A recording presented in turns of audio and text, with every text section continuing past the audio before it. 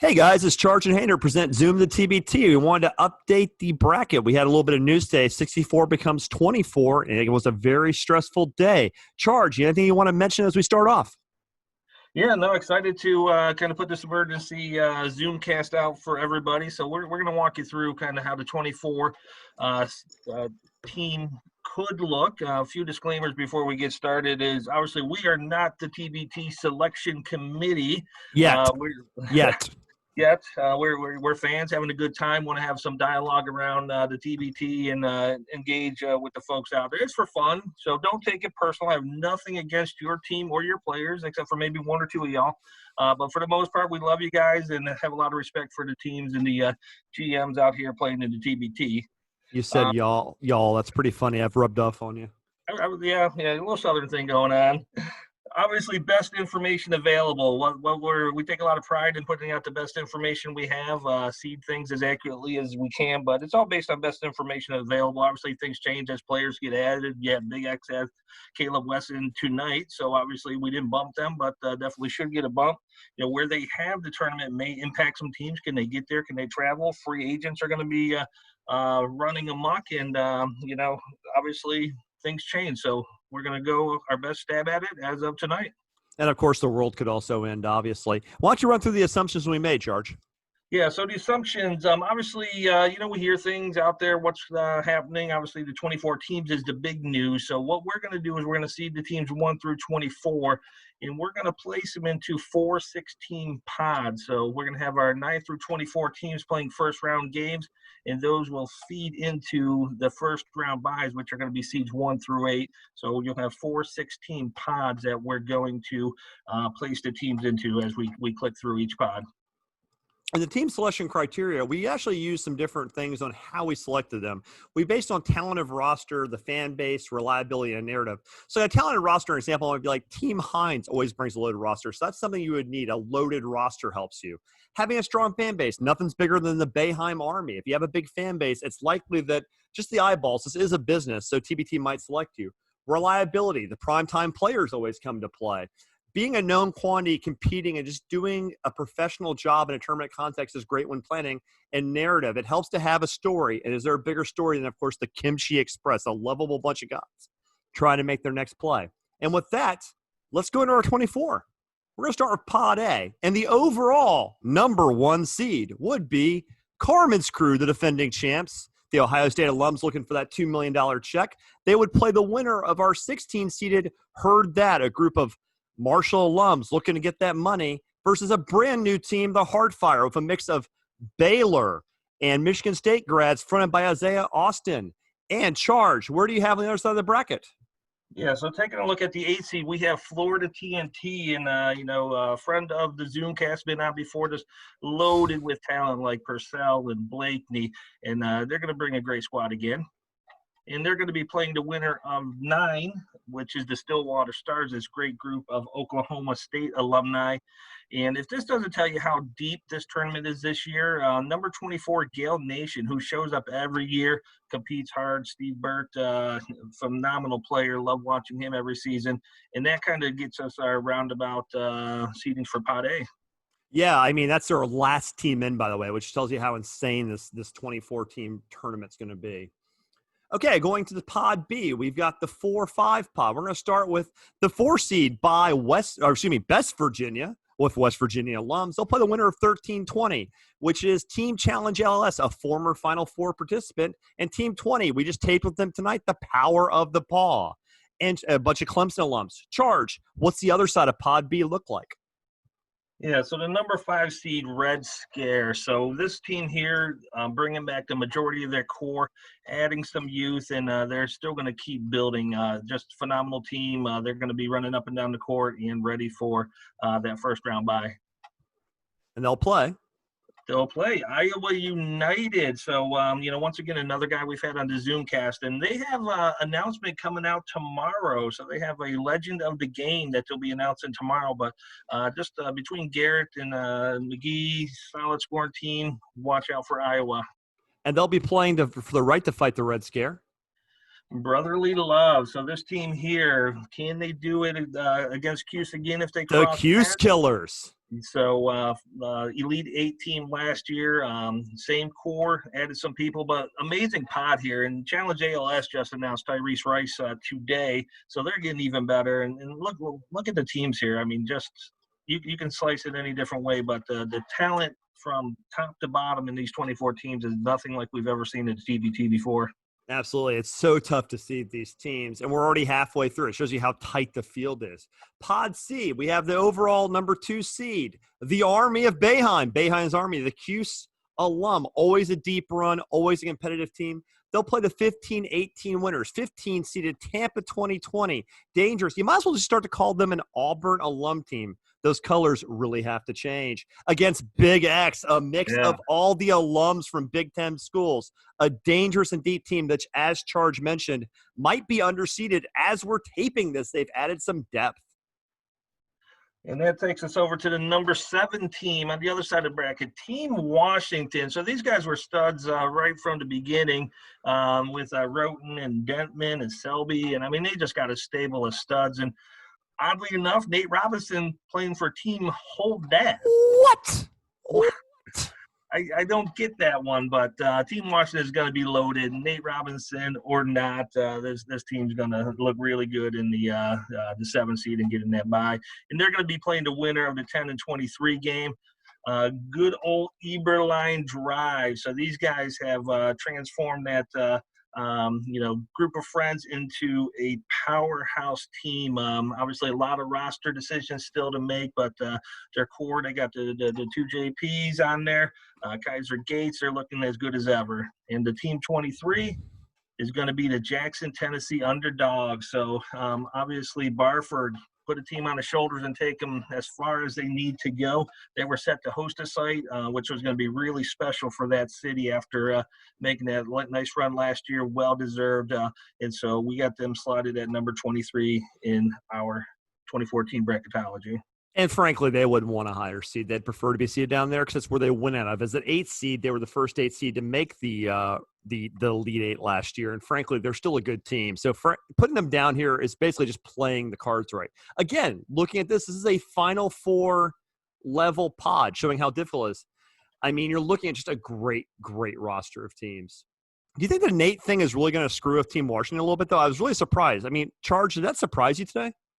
Yeah, I was highly surprised. Obviously, Team Washington was tweeting out about Jamal Crawford and Nate Robinson. And so I know they've obviously been talking to him and the possibility of playing for Team Washington. So highly surprised that it wasn't not surprised he's playing, but surprised it wasn't with Team Washington. Absolutely. Yeah, and he still might end up on there because we just go ahead and look ahead a bit. Hold That did not make the bracket despite having an NBA player, showing the depth of the bracket. 3/4 through, last pod. The 3rd overall seed, we got the Tennessee Volunteers. And again, this pains me to say as a Memphis fan, I personally will never root for them, but they're damn good. They probably do deserve their bye with that really, really deep squad they've made. They'll play the 14-19 winner. As an Illinois grad, you got the House of Pain, very deep squad. Even though you have some age, just had a 41-year-old. I'm 41. I find that kind of amusing. They'll play the 19-seeded. It's a lifestyle Armored Athlete. Solid team. Dangerous. This is a really tough left side of this pod. Charge, take us to the right. Yeah, so let's take a look at number 6, Team Hines. So obviously this one here, no roster listed on the TBT website, but they did confirm with us that they are back and confirming 100% that their roster will be very similar to last year. So, they had a great run last year. No reason to think they can't make the same run this year. So great placement at number 6, and they'll be playing the winner of 11 and 22, the Men of Mackey, that Purdue alumni team. And I really like what these guys are putting together. Love Octius. Think they're going to do some great things this year in the TBT. And they confirmed they're coming on the pod in the next week or so. Yeah, I can't wait to have them. And they will play this is the last team in our bracket. The last team to make it. And they are? Sideline Cancer. Yeah, love these guys. Once again, I just want to keep telling people how good this team is. They got a great core of guys that play together. They play for a cause. They are going to come out and compete every game. They proved it last year with a home game win against Wichita, the Aftershocks last year. So, 22 there. Glad they're going to be in the top 24 from our projections. What's really crazy about this, too, is you look at – and this is the end of our bracket. These are the teams that have made it. But, this is the depth. Like the teams we haven't talked about are just like there's teams that didn't make this 24 that were contenders to win the whole thing. It just shows you the absolute insane depth making this tournament 24 means. Let's speak about those teams that didn't quite make it. So our first four out. Now, honestly, there's like we could do a first 40 out. This is an incredibly deep field, but our first four out were as follows. The primetime players, Fort Wayne champs, Jimmy V, and the Webb. And again, all these teams really need to keep an eye on what's happening because they could definitely make it in charge. Who are our next four out? Yeah, we got Louisiana United, Super Crew, Team Arkansas, and Brown and White. And I got to steal a couple comments on your first four out first. Primetime players, obviously, you know, been around for a long time. We had them on the podcast recently. Just a rich history in the TBT. So reliable. Fort Wayne champs. One year they were left out of the tournament. They had to call them in the last minute to play, I think it was Team Rondo, or to replace Team Rondo, and made a great run. So those two are definitely – should be in the mix. And then obviously Louisiana United, highly talented team. And then, you know, it's tough here because we're leaving a couple alumni teams off with Team Arkansas and Brown and White. They both bring a lot to the table. I think Brown and White, if they get Posley, they've got to be in. Team Arkansas looks like they're going to play, a solid team, and I know they're still working to solidify their roster. So, you know, once again, it just shows you the depth. When you look at these, 8 teams on this slide, these are teams that could be, top 4 seeds in the bracket. If we were doing it by the regionals, it would be. Yeah, I mean, literally every one of these teams not only is like safely in at 64, but it's probably an upper half team at 64. So there's a lot of depth here. I mean, Chris was great on the pod talking about primetime players, 122-8, amazing. And frankly, like pissing off Jimmy V seems to be a hobby around this pod. So like honestly, they're going to use this as fuel. Did you see did you see today that Tyron's Louisiana United Tyron, his team actually they just decided to wipe away the French league, so his promotion didn't count? Oh, yeah, I know. Yeah, he had an MVP season going, so, best wishes to him. I know, all that hard work, want to get rewarded, have it work out, but, this guy's got the right attitude, whether it's TBT related or, life in basketball. So wish him the best, but, yeah, tough one there for him. And every one of these teams is a contender if they make it in. So don't think just because you're next four out, you're not a good team. These are some damn good squads. And one more thing, quick plug, Super Crew is a deep and talented team. They're on the pod Friday. So let's do a couple more things. This is just the brackets as they come out for I see the line. Is there anything that pops out with you, Charge? Again, remembering those top 8 we're seeing is projected as buys. No, I think the thing that sticks out is just the depth in here. We haven't had a rank do a bracketology in this form where it's just 24 teams, the top 24 teams get in. So, I mean, the depth just screams at you.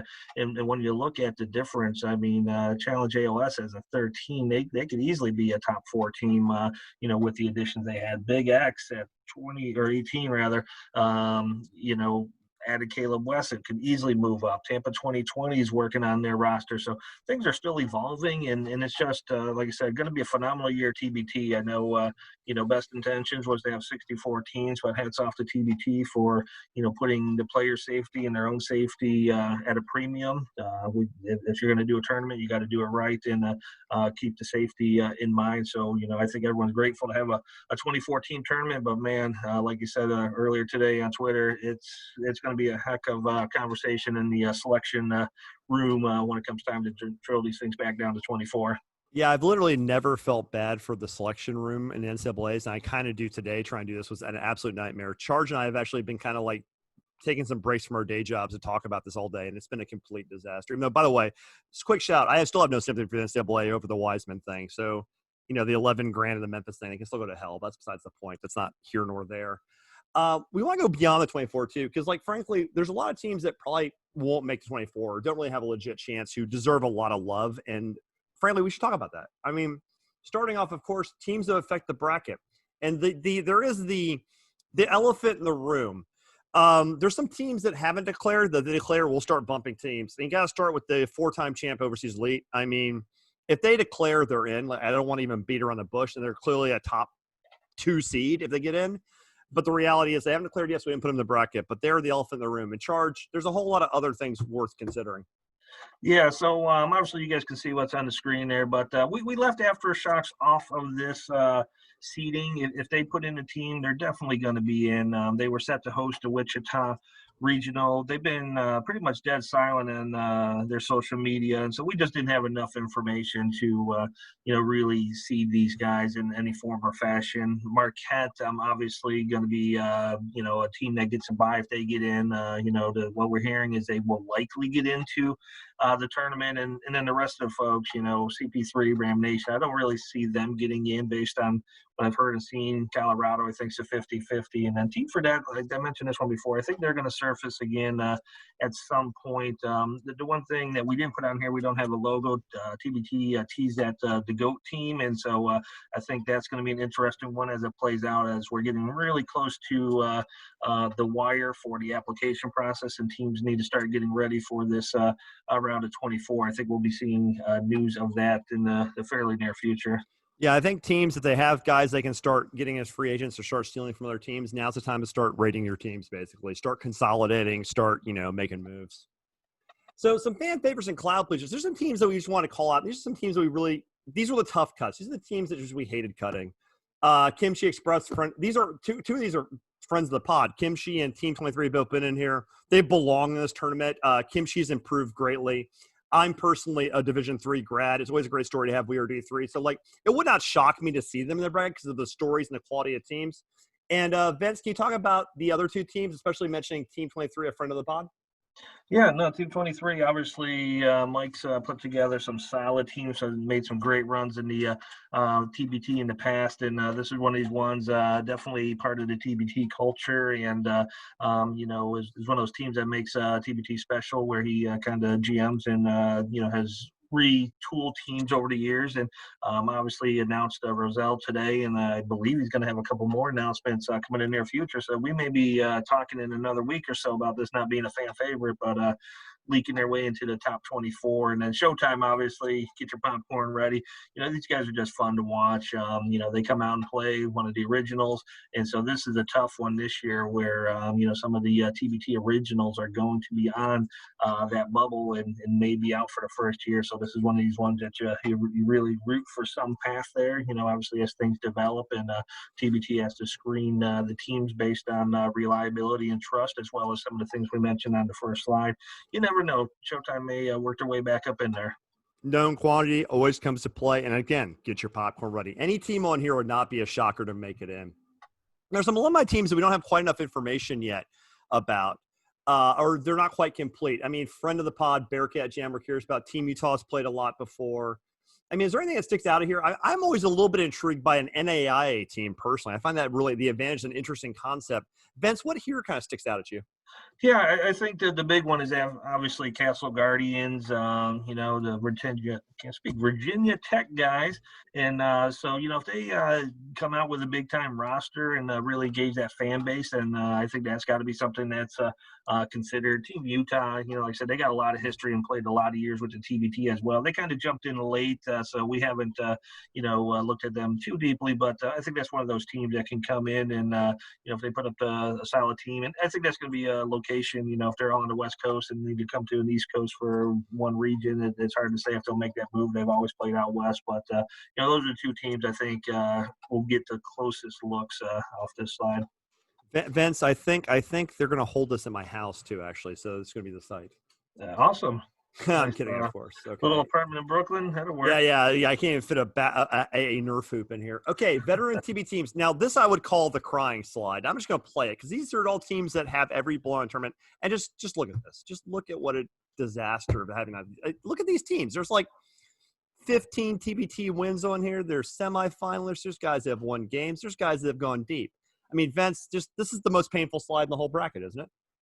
Yeah, no, easily. I mean, especially, teams like Mid-American Unity on here. I think they've made some really good moves, recently. They added Chris Evans, who's a beast, and, the region, I think, is a loaded team, could compete. Illinois BC D2. I mean, we can list them all, and like you said, a lot of them have wins and have competed well and hard in the TBT. So yeah, I think you framed up good. That's the kind of crying side. You hate to see these teams not get considered after all the hard work they put into, but it's one of those ones. Let's keep an eye on and see how things shake out. Yeah, this is the it's nothing personal slide. This is the it sucks slide. Okay, fuck you, COVID. Okay, next thing. Some intriguing new teams. Some teams that under normal circumstances will really start driving conversations. And Charge, don't talk too long here. So I know one of these here, two of these are your favorites. Yeah, no, I think I'm going to pass on this slide because the next slide I'll go hard after. But yeah, I think there's kind of this elite group of new teams that are well organized and have some really good framework and some good bones around their team and their organizations that worth noting. And we'll go in a little deeper on that. You'll see a couple of them again. Speaking right now, Charge, make your homer picks. All right, yeah. So these are the ones. Selection committee. I'm begging you not to skirt by these three teams and take a deep look at them. The first one is Dream Big Sports, and so I've kind of had my eye on these guys for a while. But when you're looking at Elijah Millsap, Craig Sword, Devondrick Walker, Chris Wright, Jamar Sanders from Overseas Elite, I mean, these are really, really good players. But what I really like about Dream Big Sports is their organization, their attention to detail, and I can guarantee you, no one else has noticed that Dream Big Sports, every verification video, their guys are in Dream Big Sports apparel. And so that leads me to think that, they're really proud of their brand and what they're doing. They're really in tune with their players, communicating back and forth, the detail that goes into it. That's something they're going to want when you go to a 2014 bracket and you need someone reliable, someone who's going to dot the I's, cross the T's. Is Dream Big Sports. You're such a fucking nerd, Charge. Yeah, just a little bit. But everything speaks. That's what they say, right? You got it. And then not too far behind them, same thing, Underground Kings. Once again, I think it's just a highly organized team. You got Haywood Highsmith, Jamel Morris, but, the coaching staff is, just really engaged. Their social media team is, their training team is, and this is just a team that's top to bottom. They got guys that can play. They have the organization, and if they get let in, absolutely will show up and put on a show for everybody. And your last one, you took a flyer on? Great Lakes Elite, and yeah, I want to say flyer, and this is one of these ones where we just got a lot of great ballers coming out of the Ohio area. So we got some more Ohio State guys on this team. The GM is from Northeast Ohio, coaching legend in the state, Coach Flannery. So they're going to have some good leadership there. They got some of these guys from Loyola, Chicago. And, once again, they just seem like they're putting together a great team. And, for a first-year squad, a little bit late to the game, coming in the past couple of weeks, putting together the right pieces and checking the right boxes. So those are my three where you can't go past these guys without deeply, deeply considering what they can bring to the TBT this year. I'll do the same. I'm going to make my homer picks as well. Mine are a little simpler. I'm not nearly the analytical mind you are, Charge. I'm a Division III grad. I find the concept of proven D3 guys like you, and actually you and me both can play this level. Yeah, SUNY Fredonia. So I was a D3 graduate as well. So gotta give a shout out to the Blue Devils. Absolutely, WashU St. Louis in the house. So D3 schools are always a lot of fun to have. Kimchi Express. Look, I love the story. It's a team that generally wasn't well thought of originally and has really improved every year and always kept their fun-loving spirit and continue to improve the roster. They've gone and blended the fun of the original teams with the quality of professionals. And they really are a team it's going to be a hard cut. All these teams are hard cuts, but I like to see them in.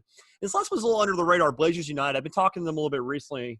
And if you're a Memphis fan like I am, you're going to like some of their moves. And I won't really hint too much because they're not public, but let's just say that if you like Kings, 2 of the 4 might be in the house. And if you like Yo Gotti chains, like buttholes tightening, you might know who I'm talking about right now. But there's some really interesting rosters around. I know it's a very meta joke, Charge. Trust me, there's about 2 people listening to this will know who it is.